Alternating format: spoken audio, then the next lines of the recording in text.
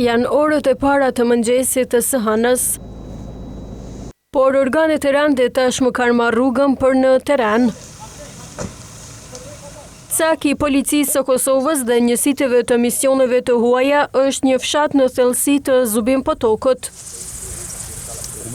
Kjo me që gjatë veprimeve në teren, u identifikua dhe një lokacion tjetër si dyshuar për varrezë masive.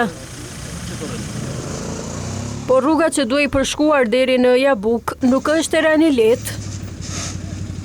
Madje një pjesë të madhe të veturave u detyruan t'i lënë më larg vendit të ngjarjes.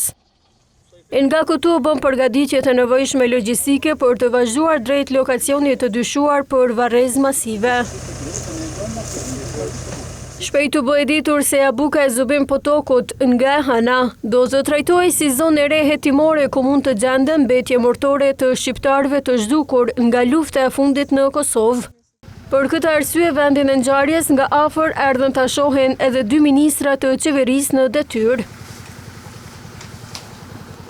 E pas gati 3 orë qëndrimi në vendin e dyshuar, lajmin e shumëpritur e dha ministri në detyrë i punëve të brendshme Xhelal Speqla.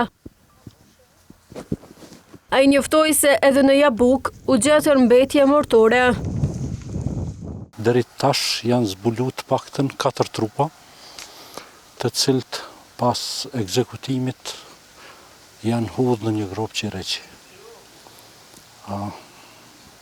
Ekipet hetimit të forenzikës, të mjekësisë ligjore, qoftë Republikës të Kosovës, qoftë me ndihmën edhe të ekspertëve të Euleksit, janë duke bërë punën e tyre si është më së miri e mundshme.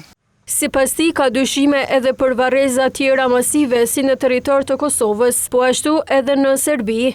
Po përderisa ne kemi ende të pagjetur, patjetër se ka ende varreza masive, qoftë brenda territorit të Republikës së Kosovës, qoftë në territorin e Serbisë. Ne do të punojmë deri në zbulimin e të gjithëve. Ndihmesë e madhe për këtë, sipas Speqlës, do të ishte hapja e arkivave të shtetit përgjegjës për këto vrasje.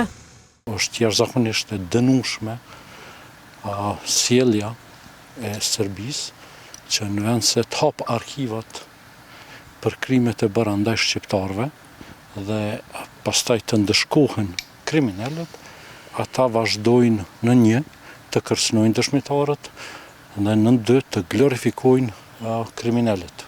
Fshati Jabuk ndodhet vetëm 5 kilometra larg vijës kufitare me Serbinë.